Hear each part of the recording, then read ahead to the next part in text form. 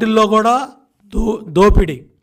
అదేవిధంగా మీరు ఎచ్చుగా బడాయిగా చెప్పుకునే ఇవాళ కట్టే హాస్పిటల్స్లో కట్టే ఇన్ఫ్రాస్ట్రక్చర్ మెడికల్ కాలేజీ బిల్డింగుల్లో కూడా 300 కోట్లు కమిషన్లు దండుకున్నారంటే ఆ డబ్బులు కట్టినా ఇవాళ ఈ ఆరోగ్యశ్రీ హాస్పిటల్స్లో వైద్య సేవలు ఆగుండేవి కాదు. అంటే మీ దోపిడీకి, మీ కమిషన్ల కక్కుర్తికి ఏ డిపార్ట్మెంటు, ఏ భవనాలు, ఏ ఇన్ఫ్రాస్ట్రక్చరు, ఏ హాస్పిటల్స్ బిల్డింగ్లో కూడా జగన్మోహన్ రెడ్డి ప్రభుత్వం దోపిడీకి, మీ అనుయాయుల దోపిడీకి ఎక్కడా కూడా ఏది కూడా వదిలిపెట్టకుండా దోపిడీ చేశారు. ఈ 5 ఏళ్లలో హెల్త్ సెక్టార్ని ఎంత అడ్డగోలుగా ఇష్టారాజ్యంగా మీ ఇష్టం వచ్చినట్టుగా 104 ఏమైంది, 108 ఏమైంది, మీ ఫ్యామిలీ డాక్టర్ కాన్సెప్ట్ ఏమైంది, మళ్ళీ ఒక సురక్షా పథకం, ప్రతి పథకానికి మీ పథకాలు, మీ కుటుంబ సభ్యులు, మళ్ళీ దాని సురక్షా పథకం అని చెప్పి హాస్పిటల్స్లో పనిచేసే డాక్టర్స్ కానీ ఎవరైతే మరి ప్రైవేట్ హాస్పిటల్స్లో ఉన్న డాక్టర్లందరినీ కూడా మీ ప్రచార పిచ్చిలో, మీ ఓట్లు దండుకునే కార్యక్రమంలో గత 6 నెలలుగా మీరు ఈ డాక్టర్లందరినీ కూడా ఈ మొత్తం 6 నెలల నుంచి మీరు గ్రామాల్లో వాళ్ళందరినీ పంపించి ఏ విధంగా ఓట్లు దండుకోవాలి, ఏ విధంగా సరే మళ్ళీ 4 ఓట్లు సంపాదించాలనే కార్యక్రమంలో భాగంగా ఏ హాస్పిటల్స్లో ఎక్కడ ఆపరేషన్లన్నీ కూడా ఇబ్బందులు వచ్చినా, వాయిదాలు వేసినా వీళ్ళందరినీ కూడా మీరు మళ్ళీ బయటికి పంపించి మీరు ఓట్లు దండుకునే కార్యక్రమంలో కూడా హెల్త్ డిపార్ట్మెంట్లో మీ ఇష్టారాజ్యంగా ఈ కార్యక్రమాలు చేశారు. తప్పకుండా ఇవన్నీ కూడా సమీక్షించబడతాయి. ఏ నెట్వర్క్ హాస్పిటల్స్కి ఏ పర్సంటేజ్లు దండుకొని మీ ముఖ్యమంత్రి కార్యాలయంలో ఎవరెవరికి ఎక్కడ ఏ బిల్లు కింద ఏమేం చేశారో కూడా అవన్నీ బట్టబయలవుతాయి. హాస్పిటల్స్ బిల్డింగ్ ఇన్ఫ్రాస్ట్రక్చర్ నిర్మాణంలో కూడా జరుగుతున్న వేల కోట్ల రూపాయల ఖర్చులో మీ 100 కోట్ల దోపిడీ కూడా సమీక్షించబడుతుంది. అవన్నీ కూడా బయటకు వస్తాయి, బయటికి తెప్పిస్తామని చెప్పి కూడా తెలియజేస్తా ఉన్నాను.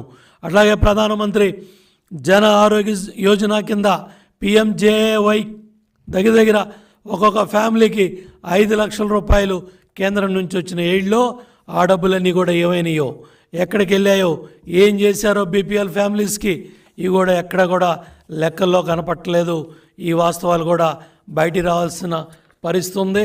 మేము 100 కాదు 1000 ఏదైతే ఈ ఆరోగ్యశ్రీ కింద తీసుకొచ్చామని బడాయి కబుర్లు చెప్తూ కనీసం ఇవాళ ఆరోగ్యశ్రీ ఈ హాస్పిటల్స్ కూడా డబ్బులు కట్టకుండా మళ్ళీ ఇవాళ వాళ్ళందరూ కూడా రోడ్డు ఎక్కే పరిస్థితి తీసుకొచ్చారంటే ఏ విధంగా ఈ పరిస్థితి ఉందో అర్థమవుతూ ఉంది. అంతేకాకుండా మళ్ళీ రెండో పక్క గవర్నమెంట్ హాస్పిటల్స్లో కట్టాల్సిన డబ్బులు ఇవాళ ప్రైవేట్ హాస్పిటల్స్ కాబట్టి వాళ్ళు నోటీసులు ఇచ్చి ఇవాళ రోడ్డు ఎక్కి మా ఇబ్బందులు ఉన్నాయి, మేము ఇవాళ కట్టే పరిస్థితి లేదు, మేము అక్కడ జీతాలు ఇచ్చే పరిస్థితి లేదు, లేదా మేము మందులు కట్టే పరిస్థితి లేదు, లేదా మాకు ఇమీడియట్గా డబ్బులు కట్టండి సగమేనని చెప్పి వాళ్ళు డిమాండ్ చేస్తూ ఉంటే గవర్నమెంట్ హాస్పిటల్స్లో ఉన్న పరిస్థితిని చెప్పుకునే పరిస్థితి అక్కడ ప్రభుత్వ సిబ్బందికి కానీ ప్రభుత్వ డాక్టర్లకు కానీ ఎవరికి కూడా అక్కడ బయటకు వచ్చే పరిస్థితి ఆ వాస్తవాలన్నీ కూడా ఇవాళ చెప్పే పరిస్థితిలో లేరు. కాబట్టి ఇవన్నీ కూడా బయటికి రావాలి, వీటన్నిటి మీద కూడా సమాధానం చెప్పాలి. ఇమ్మీడియట్గా ఎవరైతే చీఫ్ సెక్రటరీ జవహర్ రెడ్డి ఉన్నారో దీని మీద ఇమ్మీడియట్గా ఆ హాస్పిటల్ సమస్యని ఏదైతే పరిష్కారం చేసి పేదల ఆరోగ్యం పట్ల చిత్తశుద్ధి ఉండి చంద్రబాబు నాయుడు గారు ఇవాళ ఇమ్మీడియట్గా ప్రజల ఆరోగ్యానికి సంబంధించి వాళ్ళు గత ఆగస్టు నుంచి ఇప్పుడు దాకా 15 నెలలుగా కట్టాల్సిన బకాయిలు కట్టకుండా ఇవాళ హాస్పిటల్స్ని రోడ్డు మీద పెట్టి పేదల ఆరోగ్యంతో ఆటలాడుకుంటున్నారు. దీన్ని మీరు ఖండించండి. ఇమీడియట్గా పేదల ఆరోగ్యం పట్ల జాగ్రత్తలు తీసుకోండి. దీని మీద మీరు అందరూ కూడా మాట్లాడి పేదల ఆరోగ్యం హాస్పిటల్స్కి వెళ్ళిన వాళ్ళు ప్రతి ఒక్కళ్ళు కూడా ఇబ్బంది పడకుండా చూడండి అని చెప్పి చంద్రబాబు నాయుడు గారి ఆదేశాల మేరకు ఇవన్నీ కూడా మరి ప్రజల్లో తీసుకొస్తున్నాం.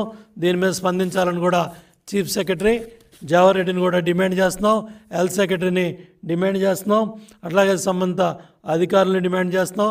ఆరోగ్యశ్రీ కింద ఎవరైతే హాస్పిటల్స్లో మరి రకరకాల జబ్బులతో హాస్పిటల్స్కి వెళ్తారో వాళ్ళు ఇబ్బందులు పడకుండా అన్ని జాగ్రత్తలు తీసుకోవాలని చెప్పి కూడా ప్రభుత్వాన్ని డిమాండ్ చేస్తున్నాం. అట్లాగే ఇవాళ లండన్లో ఉన్న ముఖ్యమంత్రికి ఇవేమీ పట్టే పని లేదు. ఆపద్ధర్మ ముఖ్యమంత్రికి హ్యాపీగా ఆయన ఆ కార్యక్రమాలు, ఆయన అక్కడ హాస్పిటల్స్, ఆయన జబ్బులు, ఆయన కార్యక్రమాలు, ఆయన వాటిలో ఉన్నాడు. ఇక్కడ పేద మధ్యతరగతి ప్రజల ఆరోగ్యం మరి వాళ్ళ గాల్లో ఉండే పరిస్థితి ఉంది. కాబట్టి దీని మీద ఎమ్మటే స్పందించాలని సంబంధిత అధికారులని, చీఫ్ సెక్రటరీని డిమాండ్ చేస్తూ ఉన్నాను.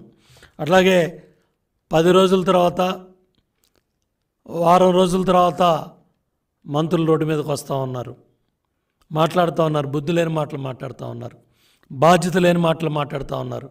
ఇవాళ పల్నాడులో కావచ్చు, చంద్రగిరిలో కావచ్చు, లేదా తాడిపత్రిలో కావచ్చు, ఓడిపోతామనే భయంతో అక్కడ శాసనసభ్యులుగా ఉన్న వ్యక్తులు, అక్కడ పోటీ చేసిన అభ్యర్థులు ఇవాళ ప్రధాన ప్రతిపక్షం మీద, లేదా కూటమి అభ్యర్థుల మీద, కార్యకర్తల మీద, నాయకుల మీద దాడులు చేస్తే దానికి వత్తాసు పలుకుతూ ఇవాళ మంత్రి జోగి రమేష్ కానీ, లేకపోతే సంబంధిత మంత్రులు కానీ, అంబటి రాంబాబు కానీ, లేకపోతే వాళ్ళకి సంబంధించిన ఎమ్మెల్యేలు కానీ బాధ్యతారాహిత్యంగా, బుద్ధి లేకుండా, నోటికి అద్దు అదుపు